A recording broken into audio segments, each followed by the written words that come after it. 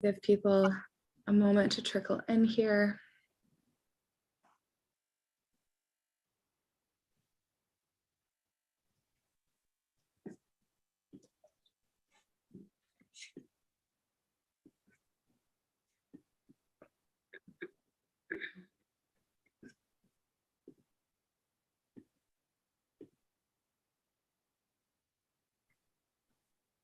Okay, great. I think we can get started. Hello, everyone. My name is Audrey Bolus. I'm the Senior Programs and Communications Associate at the Tahrir Institute for Middle East Policy, or TIMEP. It's my pleasure to welcome you to our newest virtual event around the launch of TIMEP's exciting new project, COP Comes to MENA, Examining Climate Change in the Region. The United Nations Climate Change Conference is coming to Egypt this November, and we know it will be held in the MENA region for at least 2 years in a row. So ahead of this summit, we felt we have a unique opportunity to shed light on the region's most pressing climate change issues and to offer ground-up solutions and strategies for adaptation to and mitigation of the impacts of climate change. TIMEP is proud to have brought 2 wonderful fellows on board this year, Achref, Chibani, and Malak Altaeb, who are closely examining some of the region's most dire challenges and most promising ideas in the face of climate change. And this conversation aims to kickstart a new platform through which experts, advocates, and those most impacted drive the climate policy agenda. So before we begin, I want to remind our audience of a few things. As always, today's conversation is being recorded and will be shared widely after the panel. You can find it on TIMEP's website or YouTube channel. You can also follow along during the panel and live tweet with us using the hashtag TIMEPevents. And finally, we invite our audience to submit questions using Zoom's Q&A function at any time. So without any further ado, it's my pleasure to introduce today's wonderful moderator, Maya Gebeily. Maya is the Beirut bureau chief for Reuters, covering Lebanon, Syria, and Jordan. She was previously the Middle East correspondent at the Thomson Reuters Foundation, where she reported on climate change, socioeconomic inclusion, and technology across the region. So Maya, the floor is yours. Thanks so much, Audrey. It's a pleasure to be here and a pleasure to see so many participants joining us for this very timely discussion. And TIMEP always has a way of making sure that they're ahead of the game in those discussions. So I'm very happy to have everyone here joining us. So this is going to be the first later on this year, the first of 2 consecutive COPs in the MENA region. And that gives this region an unprecedented opportunity to prioritize climate in its policymaking, and also prioritize the region in international policymaking in this space. So today we're going to have a range of speakers discussing the biggest challenges facing the region in terms of climate change and climate action, what the political, social, and economic impact of these issues, climate change itself, as well as any climate action, would have on populations in our region, especially vulnerable populations. What should be on the COP27 agenda? What should be at the forefront of the minds who are attending this event? What climate activism has looked like in the region so far, and what we can expect to come in the months and the years ahead. So as you can tell, we have a lot on our plate to cover today.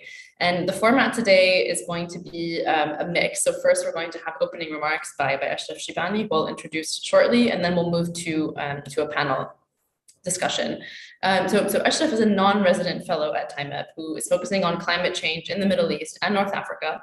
He's a Tunisian journalist, researcher, and civil society activist whose core areas of focus are climate change, renewable energies, and environmental protection. Achref, I will give you the floor now for your opening remarks, and then we'll launch into our discussion. Thank you so much, May, for this great introduction, and I'm happy to be part of this important webinar because the Middle East and North Africa is among the world's most stressed regions and is highly vulnerable to the effects of climate change. Concerns about the changing MENA climate include not only significant environmental and economic impacts, but also potentially negative implications for the region's political stability and security. So for the 3rd time in the last decade, we have, following previous COPs in Morocco in 2016 and Qatar in 2012, like the COP is coming to an Arab country. The 2022 conference will take place at the Egyptian Red Sea resort of Sharm el-Sheikh. And next year we have the COP 28 will be held in the Emirates. So these two conferences offer a unique opportunity to the offer a unique opportunity to the MENA region to become a central player in global climate change conversations. Politicians, business people, civil society actors, and activists will travel to Egypt to seek to build on the gains made at COP26 in Glasgow. While conversations will be global in scope, COP27 offers the chance for Arab climate change advocates to make their voices heard on a global stage. To my mind, the Middle East and North Africa offers the opportunity to seriously discuss how climate change is experienced at a number of scales: local, national, regional, and global, and its relation to other social, political, and economic challenges. During the conference, I would like to see debates widened beyond the immediate effects of climate change to also take in the region's history of oil and gas exploitations and its relation to colonialism, the phenomenon of climate migration, the desertification and agriculture, as well as the increasing prevalence of greenwashing by certain states and multinational companies. As I've said before, disaggregating the multiple effects of climate change and considering their social, economic, and political ramification is the first step to designing policy that can mitigate climate change's worst effects. It also allows us to forecast the ways in which climate change may affect regional dynamics and restructure the MENA's geopolitical map. COP offers something of a contradictory space in that while it brings together a global political and policy elite, and debates occur within a Western liberal framework of international problem solving, it has developed a vibrant culture of indigenous and local community interventions and protests. As we saw at the conference has become an important space for sharing local knowledge regarding the effects of climate change, its mitigation and adaptation, as well as the necessity of climate justice. In light of this, I would argue that COP, despite its many shortcomings, offers an important opportunity to foreground previously marginalized Arab voices. With this in mind, it's paramount that in the lead up to the conference, we think creatively about how voices from the region might be given a platform and make sure that there are resources in place to bring people from across the region to Sharm el-Sheikh and center their voices in shaping climate just policy going forward. Thank you so much. Thank you, Achref. Thank you for setting that framework for this discussion, but also for COP itself. I think the issue of resources, the issue of inequality, and the issue of whose voices are being heard are going to be central to our discussion today, and hopefully we'll kick off a wider discussion on those issues of access in the months ahead of the conference. So we're going to move now into our panel discussion. I've prepared 2 rounds of questions for our esteemed speakers, who I'll introduce shortly. But we'd also love to hear questions from the audience as well. So throughout the panel, as they speak, please do pop your questions into the Q&A function below. I'll be checking them periodically throughout the session. Because I might kind of tack on one of your questions onto a question that I've already thought of in case it can kind of better serve the discussion. So do pop them there, and please make sure they are in the Q&A section, because that will make it easier for me to spot and not in the chat section. So now to introduce our esteemed panelists. Malak Altaeb is a non-resident fellow at TIMEP, focusing on food security in North Africa. She's an independent consultant, analyst, and researcher from Libya and now based in Paris. She holds a master's degree in environmental policy from Sciences Po and a bachelor's degree in chemical engineering from Tripoli in Libya. Libya's Tripoli, not Lebanon's Tripoli. Sarine Karajerjian is the program director of the environmental politics program at the Arab Reform Initiative at ARI. She is currently pursuing a PhD in anthropology at the École des Hautes Études in Sciences Sociales in Paris, and writing her dissertation on the exile and trauma of Syrian refugee women in Beirut. Sammy Kayed is the co-founder and director of the Environment Academy at the American University of Beirut. The Environment Academy is a community-born, televised, and expert-supported movement dealing with environmental breakdown. He has a decade of experience in the power of expert community collaboration to bring forward transformative environmental justice during states of crisis and collapse. So hopefully he'll be drawing on that and on the Lebanon example today during our chat. Zeina Moneer holds a PhD in environmental politics from Freiburg University in Germany, and she's currently affiliated with the Suez Canal University in Egypt. In 2018, she was a visiting research fellow to the Nordic Africa Institute in Sweden. So thank you so much to all of you for joining us today. So our first round will be to set the scene, to talk about the challenges that our region will face. So I'm going to kick off with a question to Zeina first, actually, to help us set the scene. What social and economic impacts is climate change already having in our region? And as a kind of response to that, what activism, what types of activism and formats have emerged in the aftermath of the Arab Spring, in particular, as kind of a transformative moment as well for our region?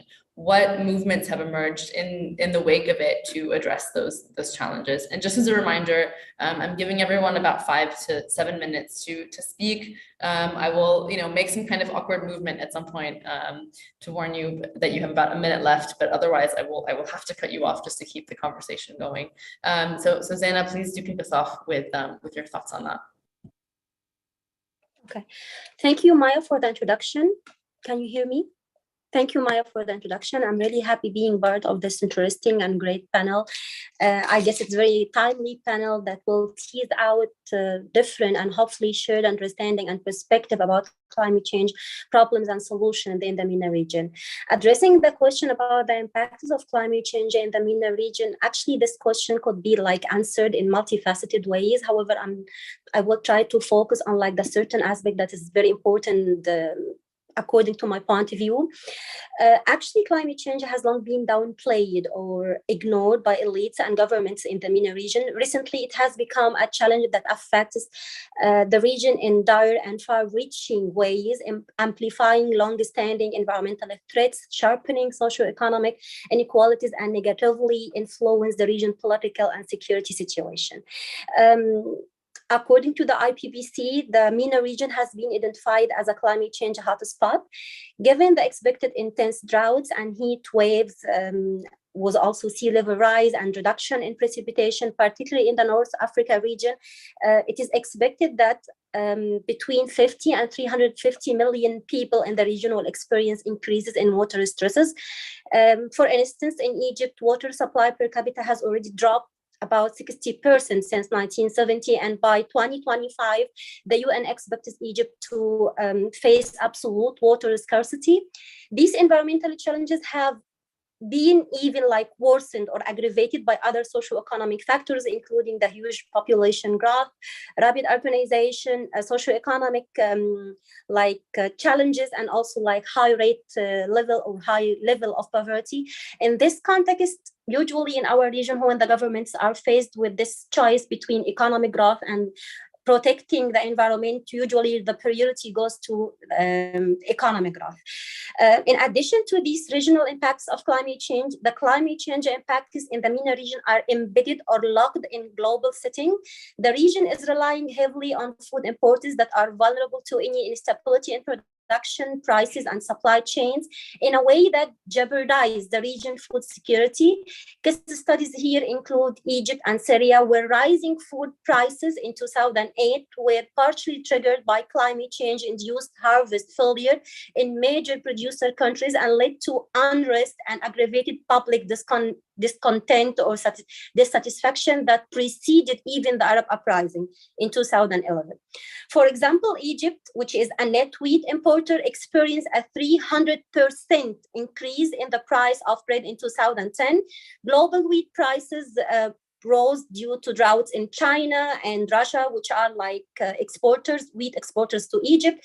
And this caused crop failures and food insecurity in Egypt. In Syria is another example where extreme droughts from 2007 to 2010 were made 3 times more likely due to climate change and caused about 70% of the most vulnerable farmers to experience total crop failures and consequently migrate from the countryside to the urban centers in Syria. In addition to the above-mentioned direct environmental impacts, the region is home to some of the worst ongoing humanitarian conflict and crisis. We have what happens in Libya, Yemen, Syria. And unfortunately, climate change is intensifying these pre-existing security issues, given the fact that we have some kind of like scarce natural resources. Therefore, the climate change intensifying the pre-existing scarcity and vulnerability of key natural resources, such as rivers, water walls, and arable lands, providing an opportunity for like aggravating or escalating conflicts over access and the ownership of the natural resources, and using natural resources as like a weapon in the wars and the ongoing civil conflicts.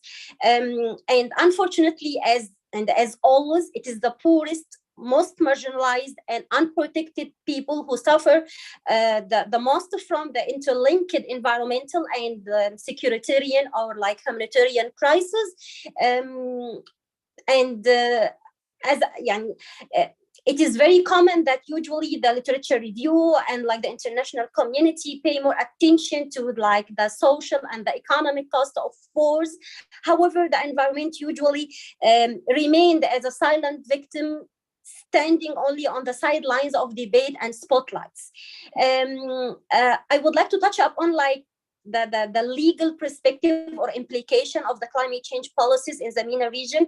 Actually, countries that have some success in dealing with environmental and climate challenges have made them political priority or political commitments in a way that guided like some kind of legal reform in a number of countries in our region. A clear example is Tunisia, where climate change is inscribed in the 2014 constitution. Particularly, the Article 45 states that the state guarantees the right to a healthy and a balanced environment and the right to participate in the protection of the climate. Other like promising examples include Morocco and Jordan, that they have more ambitious climate targets, and also they are considering promising legal frameworks in order to tackle the climate change as like part of the national constitutions. So this is like the answer of the first part of the question. Talking about the environmental activism and the environmental movements that took place in the MENA region, I still have more time, right? I will give you 90 seconds. No, I didn't take 5 minutes. So, okay. Believe it or not, yes. Okay. Following the Arab uprising, a number of environmental movements flared up like the MENA region in order to express the people's frustration with low quality of life and increasing environmental hazards and impacts. We have like plenty of examples. For example, in Egypt, we have Egyptian Against Coal movement. In Lebanon, we have Use Tank movement. In Algeria, we have No for Fracking. In Morocco, we have We Are Not Trash movement. All these movements, regardless of their different mobilization practices and their like ultimate goals, they share main aspects or features. First of all, the social media played a key role in providing platform for environmental activists and concerned citizens to voice their views about like shared environmental grievances. It could say that social media platform provided some kind of alternative communication where marginalized people have the ability to avoid the mass media censorship and control and have the chance to create their own media content in order to express their voices and their demands for environmental rights and justice. The second feature of these environmental movements is that they are not a mere cry for like a clean environment. However, they have deep underpinning political and social meaning. These movements are not, as I mentioned before, they express the people's frustration and discontent with bad governance, low quality of life, corruption, and marginalization.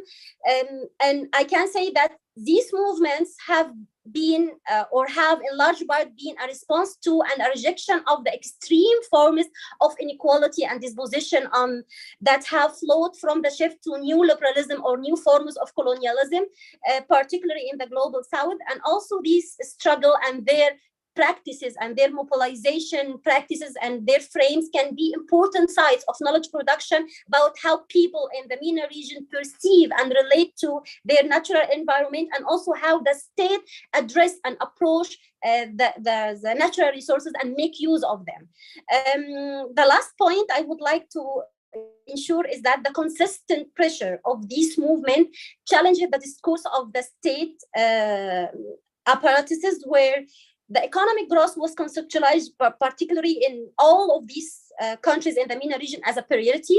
In this regard, by advocating for environmental causes, the environmental activists managed to challenge the established power and question a lot of the current policies, such as the economic system of corporate capitalism, which is driven by patterns and practices of large-scale capital accumulation and fossil fuel extraction in order to accumulate capital. And it's this established way of economic structure and system is clearly enabled to achieve the levels of decarbonization necessary to avoid dangerous and irreversible environmental impacts. Importantly, and a clear example is the climate change. So this is my take. I will stop here in order to give a chance for others, and thank you. I hope this answers your question. Zeina, that was amazing. That was honestly so impressive. You really went through a lot of really valuable bits of information, and you transitioned perfectly into what I would like to ask Sarine. I mean, the example I gave to some of the speakers a couple of days ago when we were talking was when I was working briefly for the Thomson Reuters Foundation for a year, and I was writing about climate. I thought, I had finally transitioned from writing about something, writing about politics and security and kind of sensitive issues across the region, to writing about climate, which was in theory supposed to be, something that was, fascinating and scientific and not political. So what I learned very, very quickly was that that's very much not the case. And I think Zeina gave us a really good introduction about into why that is. It's an issue of resources.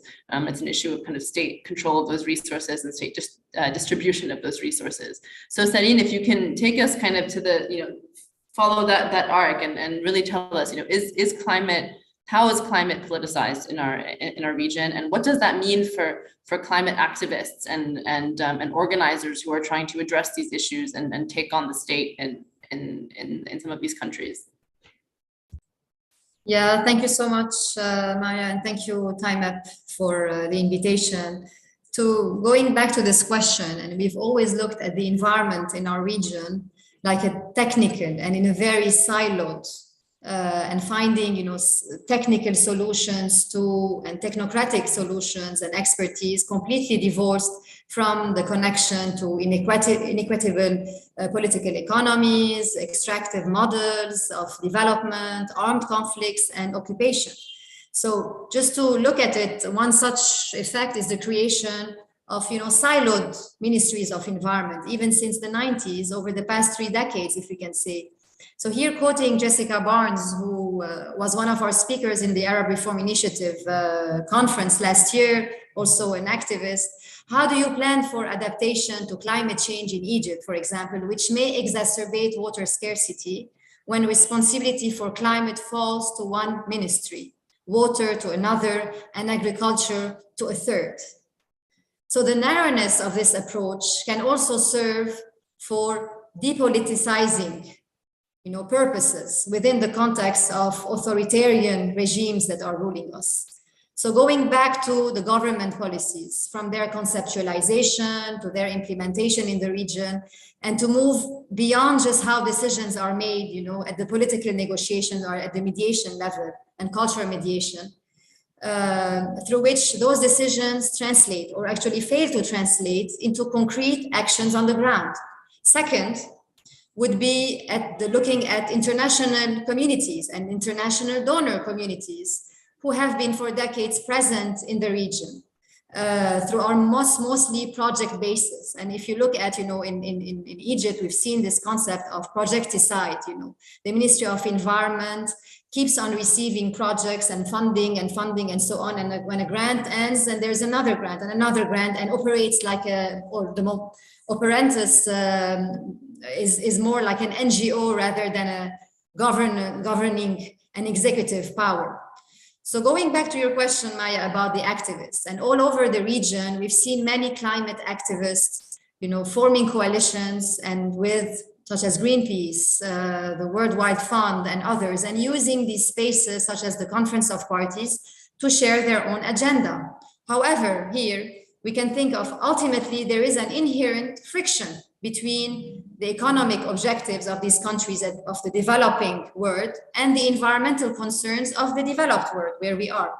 So to what extent it is fair to impose restrictions and specifically regulations on countries that are desperately, countries where we come from, they are desperately in need of the revenues from fossil fuels extraction to improve their finances and hopefully the living standards of the residents, the inhabitants of these societies. So one must really remember that Western countries historically once had their industrial revolution, which gave them their dominant place in the world, and that now they are pushing to benefit from other countries' industrial development under the guise of, environmentalism.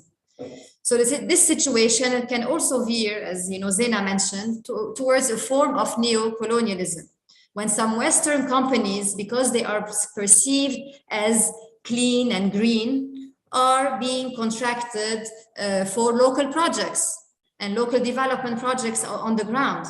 So this is purely, dictating the development projects in the global South, but also such as resource extraction, without taking into account the popular demands of the local populations. So those concerns lead to the popularity of climate finance as a way of helping developing countries simultaneously unlock our funds to create and develop green projects in a way that theoretically should also centers the economy and create employment for the population. For example, in Egypt, if we look at the food sovereignty and the current food strategy of the government, it is purely state-centric and where the civil society actors have no role in decision makings and are always seen outside of the agenda, or it is very hard even to be vocal in this kind of an ecosystem and in a kind of context. If we look at the Palestinian communities, as the same thing, many of the greenwashing examples, we've seen it of many Bedouins going into protests, and we've seen it in the spring towards against solar energy projects in Palestine. Same thing in 2019 in Basra, because of the pollution of the Basra province, which was a huge outbreak and the public health issue. A lot of the Tishreen movement that resulted in 2019, a lot of at the forefront were climate and environmental activists who were harassed, who were physically abused, who were the main centers. Again, other examples in Tunisia, we've seen it as well with the solid waste dump and many extractivist projects going around more and more towards, putting aside the role of the local population, specifically in the south of Tunisia. And this tradition goes on and on and on. And as well in Lebanon, where I come from, after the 2019 revolution, climate activism has become undistinguishable from political activism. And many of the political demands of the actors who were on the ground in 2019 were severe, crucial environmental demands. And unfortunately, as we've seen, the sorry state of the Lebanese government, or the Lebanese even environment, was blamed on political factors, thus meaning that only an overhaul of the political system could lead to positive environmental development and change. One example is now, the heavy reliance on private generators for electricity, a very polluting instrument that has nevertheless become necessary due to the state failure and inability to provide power. Hence, activists have highlighted that only through a regime change that roots out corruption can the entire electricity and environment and other sectors be fixed. And this is a major source of pollution that we will be hopefully recovering from. Thank you. Thank you, Sarine. I'll add. Perfect. On the other hand, you also have increasing use of solar panels, and probably what could have been done much more sustainably years ago in a different way. But that's a kind of opposite impact that we can also discuss further. probably in the discussion section. But you did bring up climate finance, and I think that's a really crucial term that we need to address and kind of lay out here. And I wanted to pose that question to Malak. Many global North countries have the adequate financing to produce good research on the impacts of climate change on their countries and on the world. And then obviously the government finance to then actually implement climate conscious programs. Do we have that? Do we have any examples that we can share from the region where a country has prioritized, let's say, the research or prioritized the programming around climate? And are we seeing possibly more funding being poured into that type of programming and that type of research? Thank you so much, Maya, for your question. So in order to, I think, tackle this question, I think the question has some sort of the answer.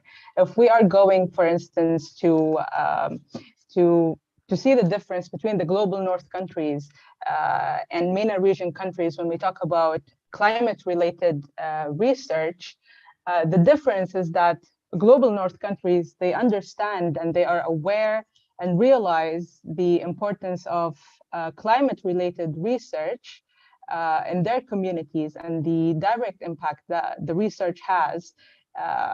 And also the fact that research is used as a solution or to propose solutions to governments, unlike in the MENA region. Unfortunately, in the MENA region, if we look, for instance, in the budget's allocation by different governments in the region, of course, I'm not going to be generalizing, but if we look at many budget allocation in the region, we will see that there are a few countries that allocate a budget linked for research, but you will see a lot of governments focusing on security and also economy and so on, or even like finance for the public sector.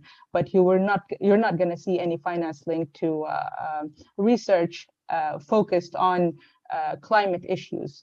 And there's always, I think, and one of the reasons why climate research is not prioritized by many countries in the region is essentially the understanding around research in the region from a theoretical perspective, and rather not from a solution oriented approach. There's always this, I think, gap when we think of climate-related research, whether it's scientific, and we mentioned that the environment is always addressed from a technical approach rather than a solution-oriented approach that tackles different levels of the society, because we're not only tackling the climate issues from a renewable energies approach, but we have adaptation, we have the social aspect, and we have the economic aspect.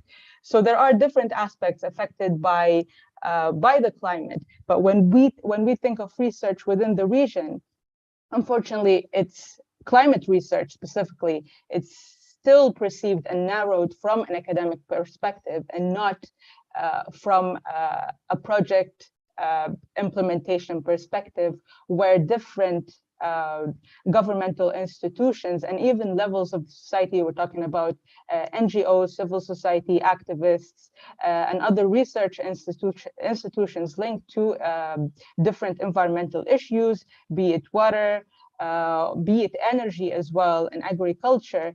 There's this huge gap when we talk about this communication between different institutions, and that lack, and I think it's due the lack of coordination by governments in the MENA region, also commitment and communication between different governmental institutions and also academic institutions. If we check academic institutions that focus primarily on climate-related research, we will see that the majority of climate-related research results, at least, are mainly theoretical, but they do not necessarily serve the public. And even if they do, there is no coordination between different, let's say, ministries and academic institutions and even research institutions to tackle these results and translate them into climate conscious projects within the region. And I think it's one of the major issues. And also I think adding to this issue that the region doesn't realize that environmental security is part of political and economic security.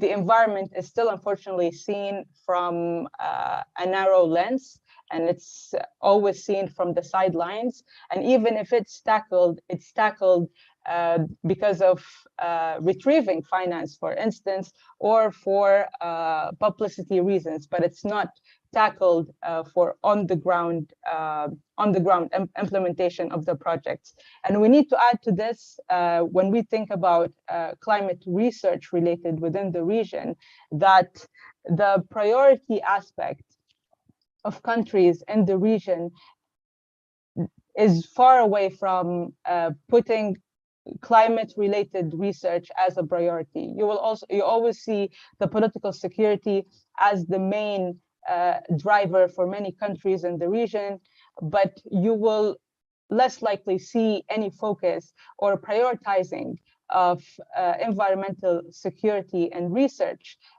by many governments in the region, even if we have some sort of successful examples within the region by governments that support, let's say, climate-related research, for instance, Morocco, and turning different research results into on-the-ground project. We still see many countries, for instance, countries affected by political and economic instabilities, and countries that still face conflict. We see that environmental research is far away from the debate, and also from the financing aspect. And because of that aspect, and because of that lacking, and I would say absence of focus by governments in the MENA region, especially conflict-affected governments, there is a lack in updated data. You will see we have the potential in the MENA region. We have the potential of many expertise and researchers working on environmental issues, be it scientific or political, but you will always find the issue of not only the lack of financial support for research institutes, or even the lack of communication between different governmental institutions and research institutes, but you will see that there is a lack of updated data because of, for instance, conflict and instabilities that stopped research in certain countries, but also the data collection process for environmental researchers in the region is considered hectic, and it has put many research on hold because of that, because of this issue. So on another note, I have to stop you here, Malak. Okay, I'm sorry. If that's okay. Sorry, just so we make sure that we have enough time to leave for some audience questions, but hold on to that thought, and hopefully we can work it in at some point later on. But you bring up, a series of excellent points, why governments have just not been able to prioritize giving that type of financing or allocating that type of financing to this kind of research and those kinds of programs, and the challenges that those governments will have to think about in terms of activating what research they are doing. So when there is research funded by UNEP or UNDP or UN Habitat or whoever else that is climate conscious, how do you turn that? How do you make sure that report doesn't just end up in a drawer somewhere and actually makes it to some kind of actionable actionable items. So moving to Sammy now, I think the last piece of the puzzle when thinking about this really is about public interest. And so beyond kind of the financing challenges and the research challenges, and the kind of political challenges that these issues are raising, one of the challenges that I've always find is that people don't know what climate is. They don't understand how or why they should care about it. Is that because of some of the reasons that Malak brought up, that our countries are in a constant state of crisis, whether it's economic or political or social even, and so people just don't have the capacity to think about what they conceptualize as a long-term challenge, or is it something else that's kind of proving to be a mental block for people in thinking about the immediacy climate change. Is there basically the equivalent of a don't look up kind of movie for our region, so we can get people to think about climate as kind of an immediate concern, and what your experience has been with that? The floor is yours. Yeah, thank you, Maya, for that excellent question. And also thank you to the Tahrir Institute for thinking to include us. Yeah, I think like Malak said, and like many other, analysts report on, climate change, environmental health are not considered, urgent issues oftentimes in the MENA region, likely because of more immediate threats, right? Of war, poverty, unemployment, human rights abuses. And I think that is very true, but I would, venture to say that many of these issues are now becoming more intertwined than ever before. Please let me know at any point if my connection starts getting shaky, because that's the case here in Lebanon. And so yeah, I think, exactly that. On Lebanon, I can speak quite a bit about our daily stressors, from the internet that I'm telling you about right now to water. I'm constantly trying to figure out when my water is running out so I can fill up, to electricity concerns, et cetera, so many other things, fuel, medicine, that dominate your headspace, that you don't really, it's kind of like a mental luxury to connect it to climate change, because they are actually connected to climate change. But in order to make that connection, it's kind of seen as something that's sophisticated and maybe too far out on a limb. So I think that it's really important for the work that you're doing, Maya, the work that many other excellent journalists are doing, telling the human stories of climate change, really trying to make that more tangible and digestible and easy for people to make those connections about our daily stressors and relate them to climate change is just so absolutely important. And I think, I want to tell a small story from one of the communities that we're working with, Akkar al-Atiqa in the far north, one of the communities we're working with in Environment Academy, where this connection becomes so obvious so suddenly between war and climate change and resource scarcity, and all of them intertwined with each other, where about this time last year, you had a very serious armed conflict pop off in Akkar al-Atiqa. I don't know if anyone remembers seeing those videos, but essentially you had these two communities, Fnaida and Akkar al-Atiqa, firing RPG rockets at each other. I mean, it looked like a civil war was starting in that area. And what was it over? It was over illegal logging, purely. It's a historic feud over what is the largest continuous conifer forest in the country, and people not having enough money or no access to fossil fuels, and so they're resorting to wood from the forest next door, and illegal logging sent it into that. And so that's one of the communities we're working with on developing a more community inclusive, sustainable ecosystem management plan. And we're trying to do that also later after we work with the community, with the ministries, et cetera. But these kinds of stories, I think, are really important to just constantly be making this connection. And I think we do find that people in the MENA care about the environment generally, but people care more so about what they can see and sensibly take in, right? And so we find that the greatest concern is really over water and solid waste, water pollution and solid waste. And I think, it's again because of this issue of visibility with climate change. It's so all consuming, and it's so, working its way insidiously into so many things that it becomes difficult for you to tease out, how it's doing that. So the proximate things like trash on all of the streets and water that comes in from your tap that's salty, for example, is very perceptible. And I can have concern over that pretty quickly.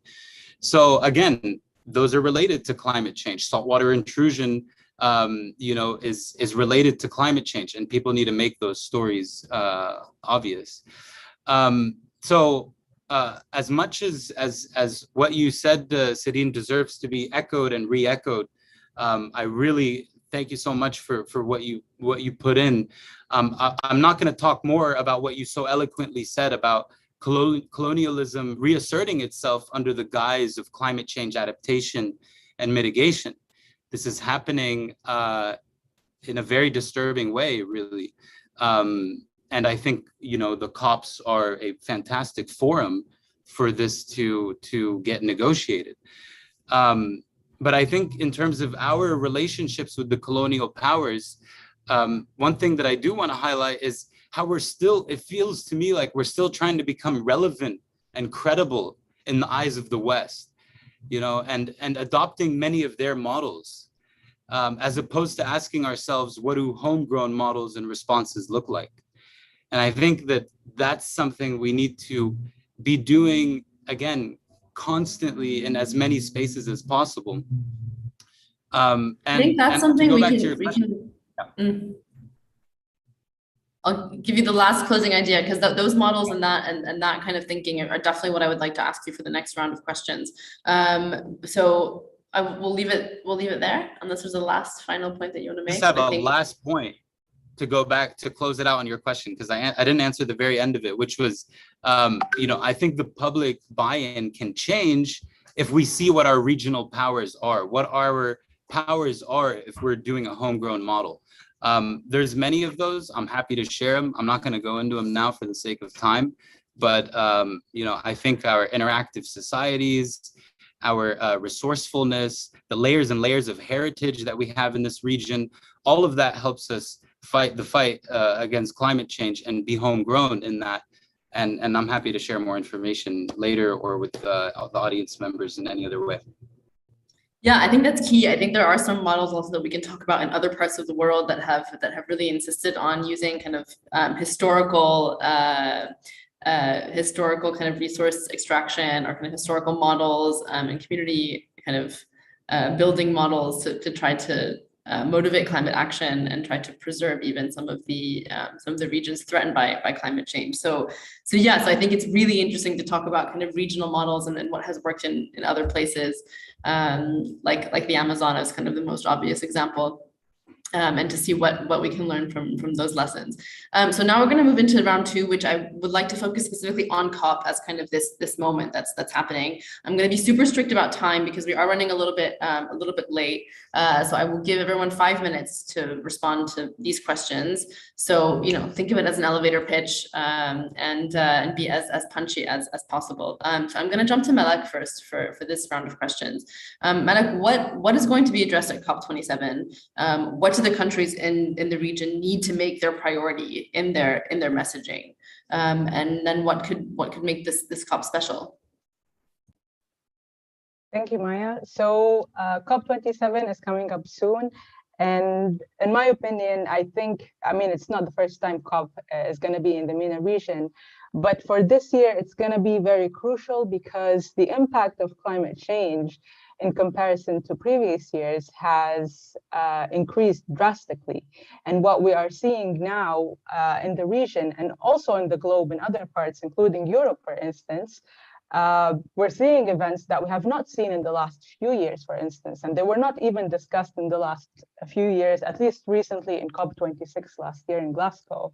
So this year, COP27 is going to be, it's going to provide an important opportunity for the region to push for and discuss certain topics that were discussed last year, but I think for this year, the action and implementation aspect will be a great opportunity and must be seized by the MENA region countries, and to even pressure developed countries in certain aspects, especially that many issues directly affects not only the region, but I think other parts that are now feeling that pressure, especially under the context now of the Russia-Ukraine war and its direct impact on food and energy security. And Europe desperately is trying to look for for gas that is alternative for the Russian gas, and it will look for that in other regions, including Africa, for instance. So one of the key topics that will be discussed, and I think must be addressed, is climate justice. Indeed, COP is an opportunity for the world to witness the injustice that is present in the negotiations and the pressure that is played by powerful countries within the negotiations to push for certain topics. So for instance, we know that the MENA region is the least emitting region. Its contribution to the global greenhouse gas emissions is only 5%, but it is the most impacted. So the reason why, and I think one of the main topics and underpinning topics that will be addressed in COP this year is climate finance. It is key to address climate finance and push it by the MENA region countries, but climate finance is key to climate justice in order to ensure that those most impacted in the MENA region are having or receiving finance needed to adapt to climate change. So developed countries have promised developing countries with a climate finance of $100 billion. First of all, developed countries have not fully pledged to this promise. The finance is given to the developing countries in the form of loans and not even funding. So the promises made by developed, or let's say powerful countries, is not fully pledged. And this value, in my opinion, I think is very low in comparison to what needs to be done. So one of the key topics will be addressed is climate finance. Also, the second topic will be loss and damage, and climate finance is related to loss and damage issues. The UN system does not have any solution, for instance, to help vulnerable communities affected by extreme climate events. For instance, now the MENA region, this year especially, many parts have faced extreme climate events, including flooding, monsoons, sandstorms, and so on, and even extreme weather in terms of heat and also rain. And the year hasn't finished yet, and the region already is living through these extreme events. But the UN system does not have a solution to support vulnerable communities affected by issues linked to loss and damage. And last year in COP26, loss and damage was pushed by certain vulnerable communities, but because of the power relations and inequities existing within the negotiations, developed countries did not close the deal on loss and damage. But I think this year there will be more pressure built on this topic in order to reach an agreement which should be linked to implementing or even starting loss and damage funding facility. Another topic, do I have time? No, it's you just hit 6 minutes. I'm so sorry. Okay, I'm so sorry. I'm being the cruel moderator here, but I'm also seeing the questions pouring in from the audience so that I know we're going to have a rich discussion at the end, and I want to make sure that I'm not monopolizing this the chance to ask you questions, and that other people have the chance to do the same. But crucial issues, and I like the way that you prioritize that. Climate finance is the key to climate justice. So when you kind of sort that out, then you can make sure that the impact is equitable and is not unfairly dumped on vulnerable communities. So thank you for that. Those are really, really important kind of practical things. And I think hopefully at some point we can discuss as well how our region would be able to advocate best for itself, when it is facing off against countries that have stronger financial portfolios and just kind of more influence, how we are meant to advocate for ourselves with that level of imbalance. I'd like you to think about that. I know I'll come back to Sarine for a similar question, but first, so that we can kind of lay out who's really talking from our side of the world, I'm going to throw a question to Zeina. How could COP27 open up opportunities for more cooperation and coordination among civil society groups in the region? Do you think it's important for these different groups to be talking to each other? Do they need to be forming strategies alongside each other? Is that going to lead to stronger advocacy campaigns that could eventually influence states, that could eventually influence regions, et cetera? Do those networks need to get built? Or if they're already built, what do they need to just be able to advocate more strongly?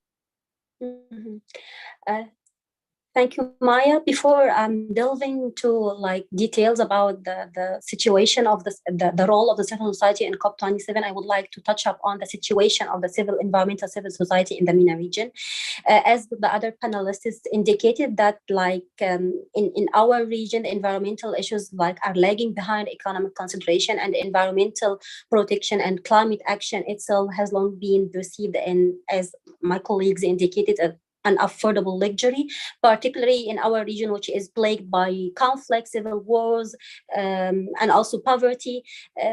In this situation of political disinterest in addressing environmental issues, we can understand this complacency and inaction regarding climate action. Environmental civil society in our region face the same kinds of setbacks and struggles as much as other types of civil society, particularly since the end of the initial opening in the region following the Arab uprising. For instance, the environmental NGOs tend to be among the most ill-funded and among the most dependent on volunteers of all civil society in the region. They are even more strapped for cash than many of their NGO peers. Naturally, this cash crunch bodes ill for NGO operation, as many environmental NGOs are severely limited in the number of paid staff they can take on and the number of projects they can adopt and initiate. It is true that the region starts to host new environmental NGOs that have strong, particularly in the last decade, in the wake of the Arab uprising, in countries like Morocco and Tunisia, as they looking forward to polish their green image, and other countries that are losing their restriction on local NGO authorization and establishment. However, the capacity of the local environmental NGOs to reach out and cooperate across borders is limited, despite the largely shared nature of the region environmental problems and controversies. Transnational environmental organizations are struggling to gain a ground in the region. For example, Greenpeace has few operations and no offices beyond Lebanon, Tunisia, and Morocco, while, for example, the WWF has made few inroads despite a number of attempts to extend its work in the Arab region. Still, it has a limited capacity to fully work and extend networks in the region. We cannot talk about environmental NGOs without talking about the political atmosphere and the political environment in the region, which is restricted and sometimes hostile against environmental activists and environmental NGOs. Therefore, the environmental NGOs have had little chance to contribute and influence decision-making in much of the region, particularly when it comes to climate action or climate policies. I usually argue that the environmental crises themselves have deepened and worsened in the region as a direct result of the sidelining of many of those who are on the front line or best qualified to address climate change, which are the environmental activists and environmental NGOs. Therefore, I hope at the first of the two coming COP in the MENA region, with COP 28 is planned to be held in the United Arab Emirates, the COP 27 could provide this opportunity for MENA environmental community to extend much more influence over governments in order to accelerate climate action and contribute in novel ways to climate negotiation and shaping policy solutions. In my opinion, the MENA environmentalists' priorities align most closely with those of the regional states when it comes to lobbying for increased adaptation finance for the region. As my colleague Malak said, that the climate finance still falling short for the committed pledges by the developed countries, and even the funding allocated for adaptation is much less than the funding which is allocated to mitigation. Consequently, this an area where the environmentalists, where environmental NGOs hope to influence proceedings. We saw that in Glasgow, while civil society groups struggled to actively participate, the conference center was like full of like hundreds of representatives linked to the fossil industry, while like the environmental activists and the environmental NGOs like didn't have the full opportunity and the full capacity to take part in COP26. Another issue that we saw that in Glasgow or the COP26, that the Global South delegates up their demands for rich countries or developed countries funding to offset the loss and damage from like climate change, and that pressure is likely to grow in Egypt in the coming COP27. As I mentioned, a lot of environmental NGOs in Egypt and elsewhere in the region still lack the capacity and the expertise to access or negotiate for funding or even fully participate in COP27. And I hope that the ones that will have the opportunity and the capacity to take part in COP27 will be able to position themselves as champion for the climate vulnerable communities at large in the global south and other NGOs in the region. A last sentence, I would like to mention that I guess that there will be a chance for local NGOs to play quite significant role in the coming COP27, regardless of the reason or the motivation beyond this. However, I guess the civil society needs to, what happens in the wake or beyond COP27? I guess the civil society important role is to like maintain momentum and like to generate agency and gain access and exert authority, trying to shape policy making beyond COP27 and like to attract more like supporters and engage with the public and not to be just like a passive consultees who are used by the governments in order to legitimize or validate policy decisions. They need to be, as I mentioned before, drivers of a change and to take part actively in shaping policy changes on the ground beyond COP27. Thank you, Zeina. Thanks. Really, you're asking a lot of them, I think, but I think they're extraordinarily, they're extraordinarily crucial demands. I will just remind everyone who's posting in the chat, please make sure to post in the Q&A section. I will be looking at the Q&A section to be pulling questions from the audience, not at the chat section. So please make sure that you're posting your questions there so that I can get all of them in the same place. Thank you so much. I will jump to Sarine, who will have to answer a lot of the questions, unfortunately, that her fellow panelists have raised in terms of kind of power projection and how countries in the region, when they are engaging in bilateral, regional, and international talks on climate action, how are our countries supposed to be advocating for themselves?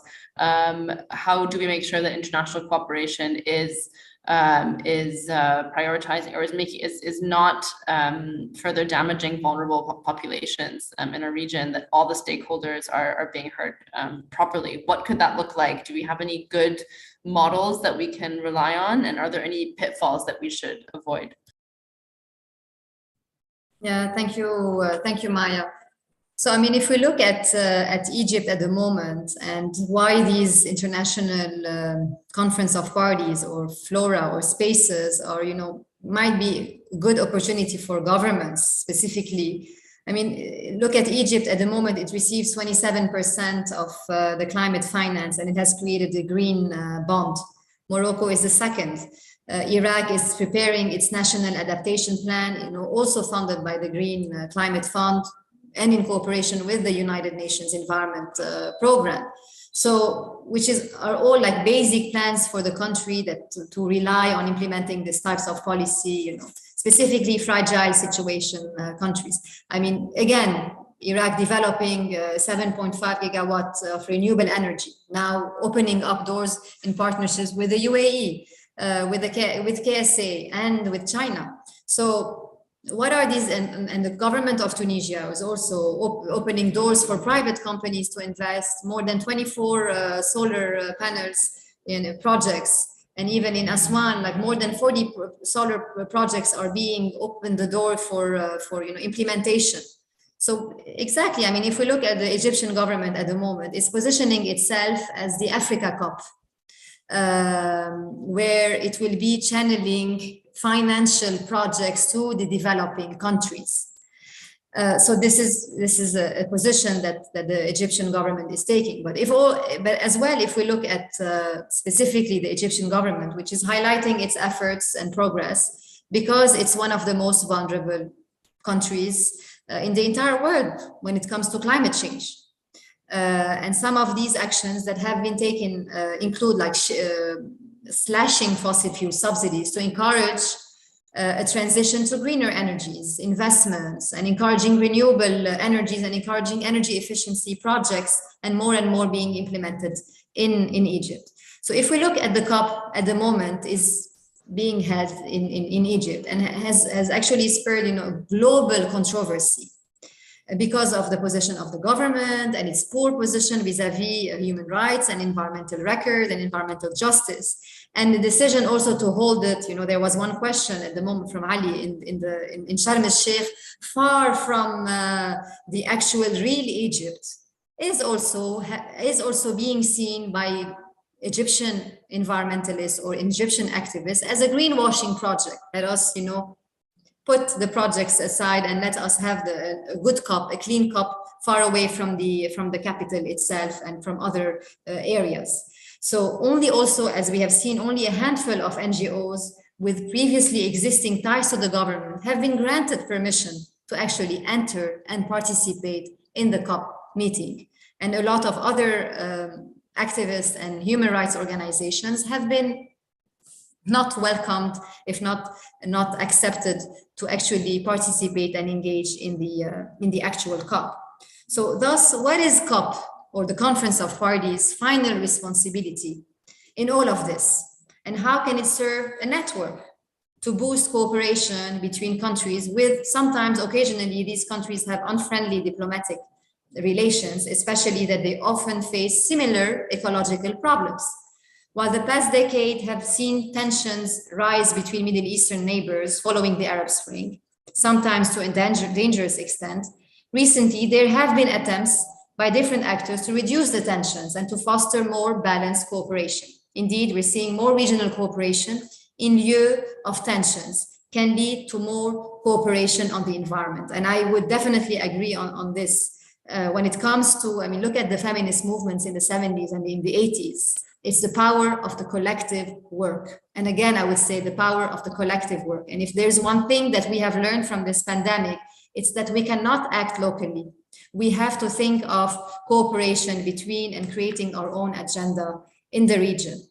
So sharing more our technologies and our human capital in the region, and something like the COP can serve as a network to foster and strengthen those ties. Such cooperation is already happening, as we've seen it between Iraq and Iran because of the water and also the sandstorm that is happening, as well as not to be too pessimistic. And we have seen like solidarity movement, but as well, the plans that are currently being proposed by the regimes, oftentimes they fall short, especially when it comes to fossil fuels and green transition.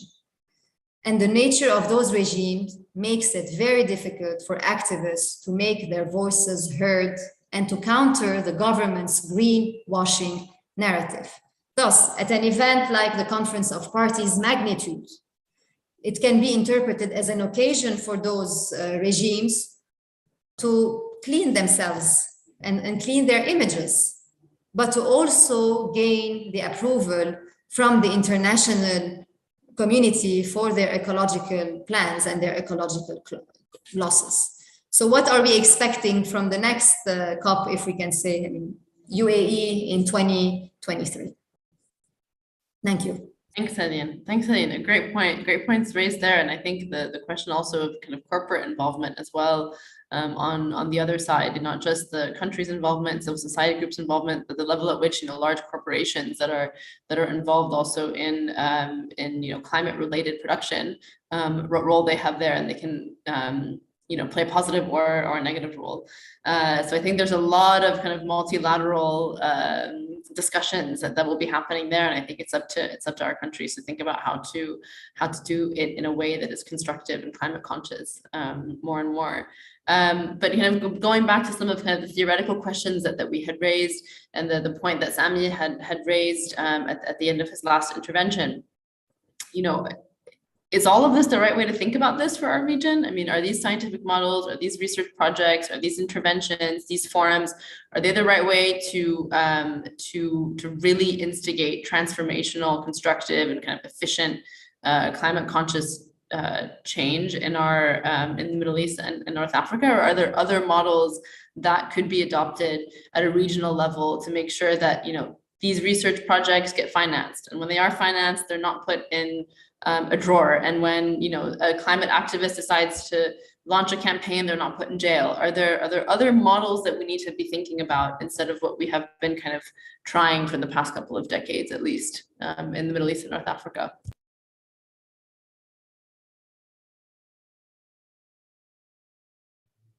Yeah, thanks, Maya, for the question, and so beautifully tying everything back together.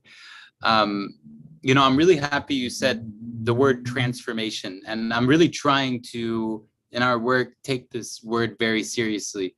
I'm happy you use that and not sustainability, or this kind of go-to that we've been dealt when it comes to dealing with climate change, which is reducing greenhouse gas emissions.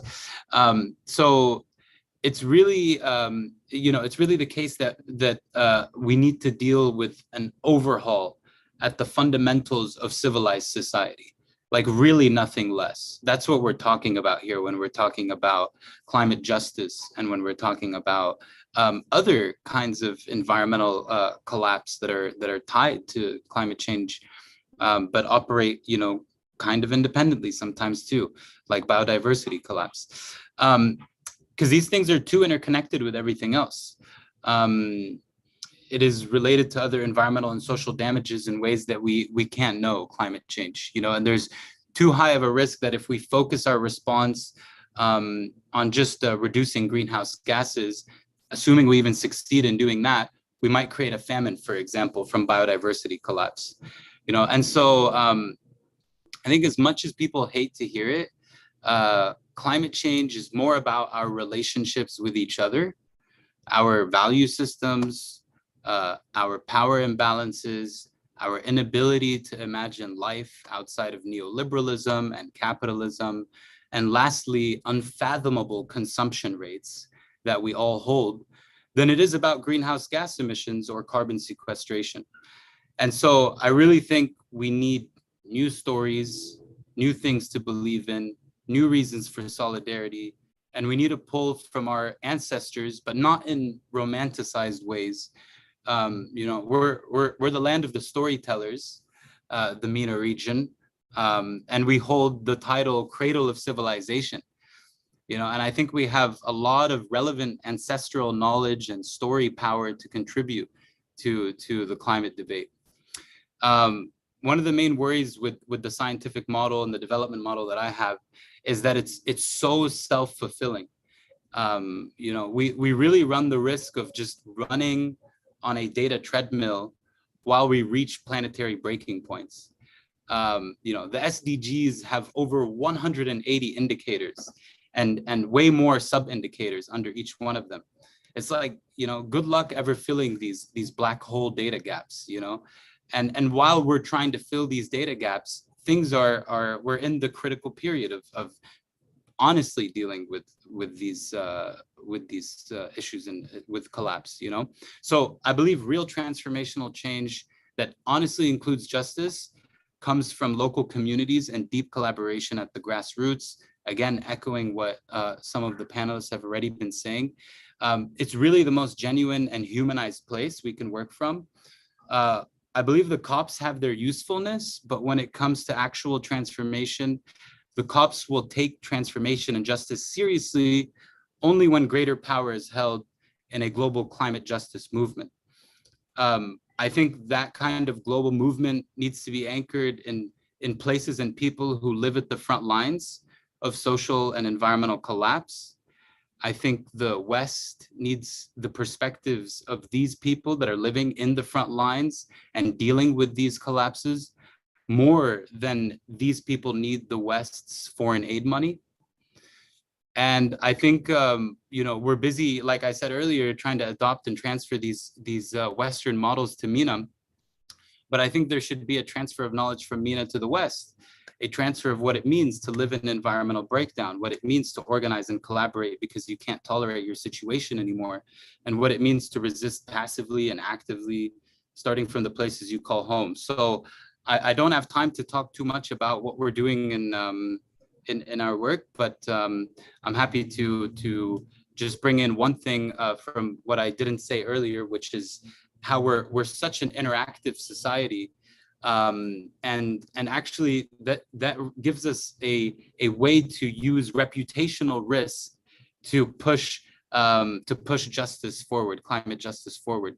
And to use, you know, these gatekeepers and these power holders to really put them on stage and really work with media to put them on stage to commit to things and create mechanisms for people to hold them accountable for what they commit to, and have media come back later and make sure that these people were really representing their community and their struggles. So that's just one small thing, but again, for the sake of time, I'm going to stop there. Oh, and I appreciate that so much. Thank you to everyone for keeping to time largely during my section. And now I'd like to move on to the Q&A, because we do have a lot of very, very engaging questions that have been posted in the Q&A chat. Please do make sure to continue posting in that section. Anyone from the audience who has questions. I'm going to start assigning questions now, basically, and then, you know, and we'll jump in. Sammy, I'm not going to turn to you first, but I'm going to just give you a question that you can think about for a bit while we move on to some other speakers first. There's a question from Shahrazad Kablan asking about the private sector. Where is the private sector in this conversation? Are we including all stakeholders, especially the average person in the MENA region? So just think about, you know, that in terms of your own experiences, the last decade of your experience in the region, including the average us and the private sector in the questions raised about climate. Zeina, I'm actually going to throw a question to you on COP27. What is Egypt's main goal? This is a question from Hugh Henry. Is Egypt looking to focus global attention on its own geo-economic relationship over the water issue with Ethiopia, for example? Is meeting climate goals Egypt's priority, or is economic growth through continued use of fossil fuels the priority there? If you can answer that now, that would be fantastic. And then we'll do another kind of double time question round before we wrap up. And I would like to actually just amend maybe his question as well, not just in terms of Egypt's goals in that last section about continued fossil fuel use and production, but is that something that other countries in the region are doing as well, where they would like to continue to grow economically through that production before they are forced by some other means to transition?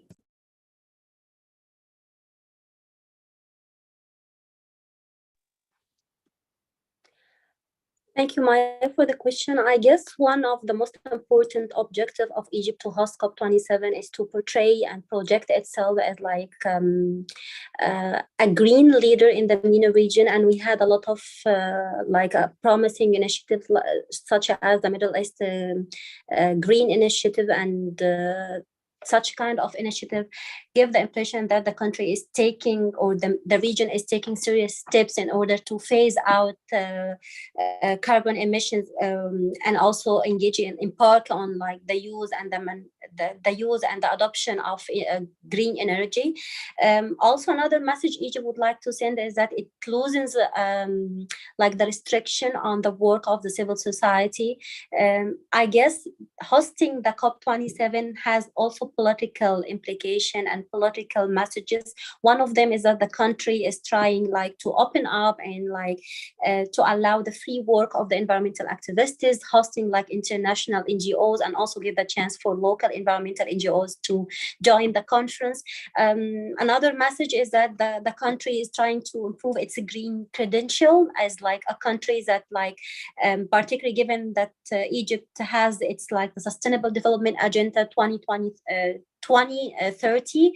Within this agenda, Egypt is trying like to phase out partially the fossil fuel and adopt more and more green energy. So I guess this is like the two political messages Egypt tried to project from hosting COP27.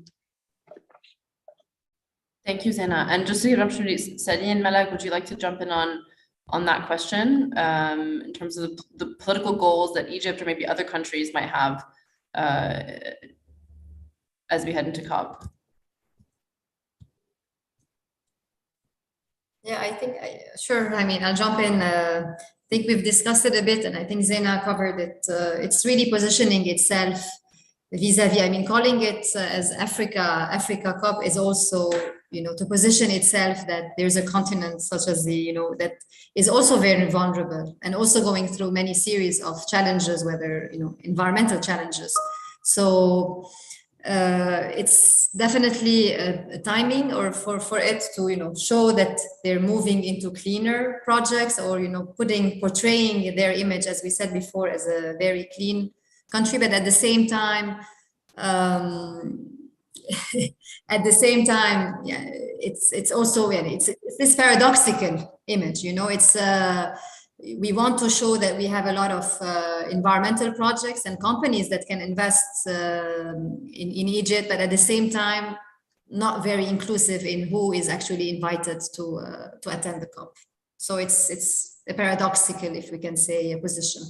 But also vis-a-vis Africa, it's a place where, a lot of climate finance will be coming towards and channeled through Egyptian companies and Egyptian bilateral agreements through Europe and the government of Egypt towards more and more projects, environmental projects, solar projects in the region. So back to, the central of the Arab world and the central of Africa, if we can say. Thanks, Sarine.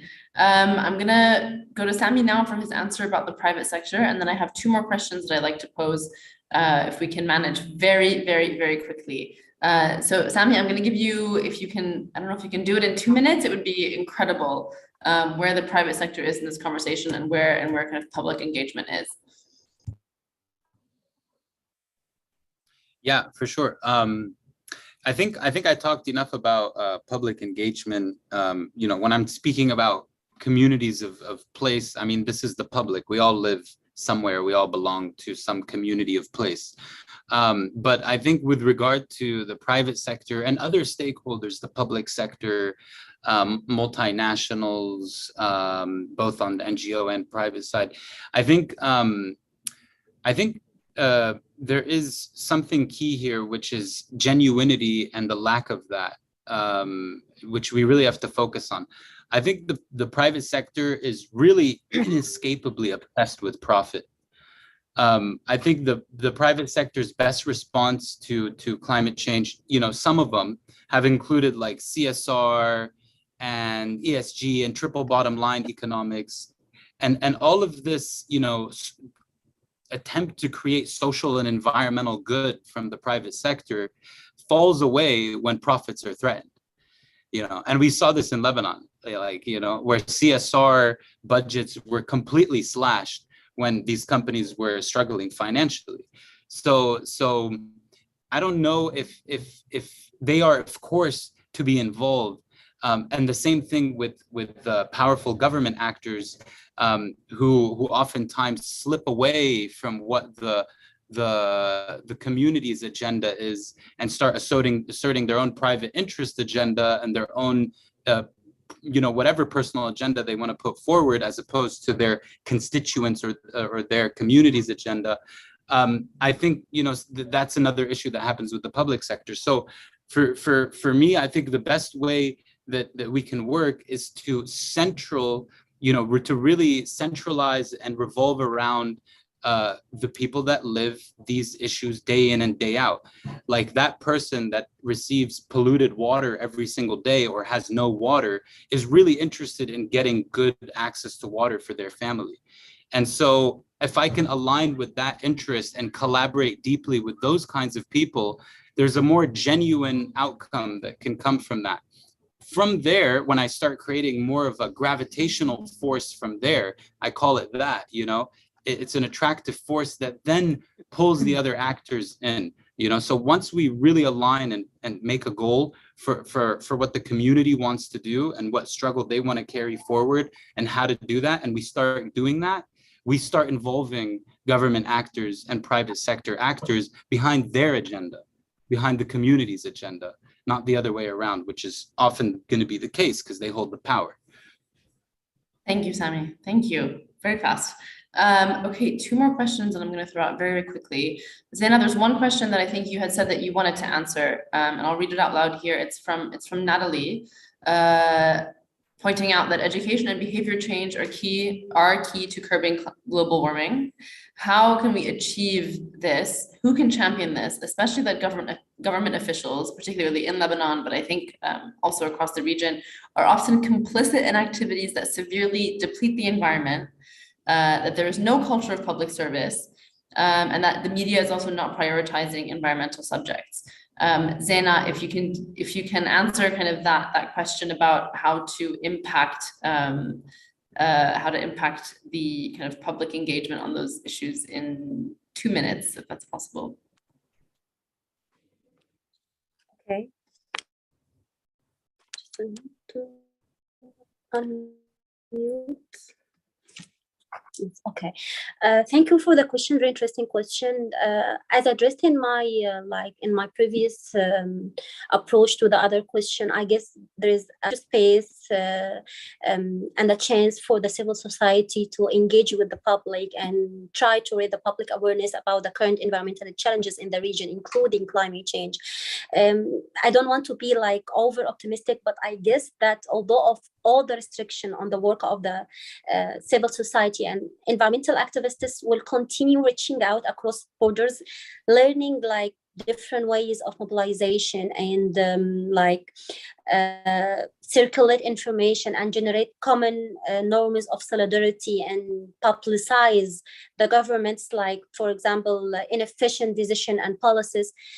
This way of this increasing or high momentum of civil society will help us to not, or will give the chance for the local people and the lay citizen to learn more about current environmental challenges in the region.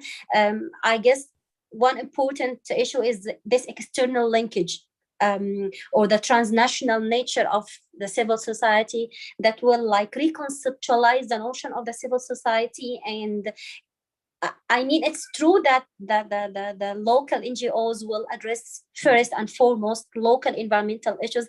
However, they will continue learning from regional and transnational environmental practices and mobilization, and this will help them to refine their reaching and their communication methods and how to interact with the public and frame the key messages about environmental issues. So I guess one important role is how the civil society approach the current environmental issues in the region and how they employ innovative, engaging practices in order to attract more sympathizers and more supporters and develop grassroots movements. So I hope this answered the question. I think it's one that we've addressed kind of throughout the panel as well. So I hope that there's been kind of a range of different strategies that have been proposed. I have one last very, very quick question that I'm going to throw to Sarine. It's by Elaine Nonman. Elaine was asking, are not NGO foreign agent laws restricting access to international support? I think this is a question that is meant in the Egyptian context. That there's restrictions on what kind of funding domestic NGOs can get from international sides, or that international NGOs can be distributing within the context. If you can answer that in a minute, it would be brilliant. But how much is that actually impacting climate action? Those kinds of restrictive laws in Egypt or elsewhere about how much international actors can be giving to local initiatives. Yeah, we can talk even much more about NGOs having offices outside of the region. I mean, this helps a lot in a way, channeling funds through international registered organizations, you know, in Europe or in the US. So that's definitely one thing that I think NGOs are using. But also we've seen, I mean, many of the civil society organizations have moved their if you want, legally their registration towards other parts of the region for facilitating these kinds of channeling funds and more support that should come through these organizations. I hope I answered the question from that side. But also, I mean, if we look at, yeah. As quickly as possible. Yeah, no, I mean, understood. It's definitely something that circumvents the more logistical challenges, but also the political challenges that are presented by some of these countries in accessing that funding. So just to make sure that Audrey stays happy with me, I'm going to wrap it up here and now. Thank you so much to all the panelists for all of your succinct responses and for your very thoughtful responses throughout. And obviously, this is just the beginning of a conversation. So thanks again, and thanks to all of those who asked questions. Absolutely. I was going to say the same. Thank you, Achref, for framing the conversation so thoughtfully. Thank you, Malak, Sarine, Zeina, Sammy, for such an in-depth and extremely timely conversation. And thank you, Maya, as always, for beautifully moderating the discussion. I have a feeling each of you could have spoken for easily another hour and a half about every single one of these topics. So it's really a good thing that today's conversation is truly just the beginning of a long-term project and commitment on behalf of TIMEP to, as we said previously, platform advocates, experts, and those most impacted by climate change in the region to set the agenda and put forward new ideas for just, inclusive, effective climate change policy.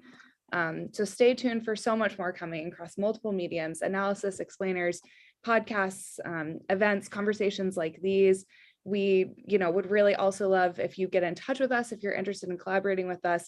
We're definitely eager to find more ways to work together and build relationships and partnerships in this critical space, particularly as COP27 rapidly approaches. So thank you again, all of you, and thank you to our audience for contributing so much to the discussion. You make these conversations far richer with your, intelligent engagement.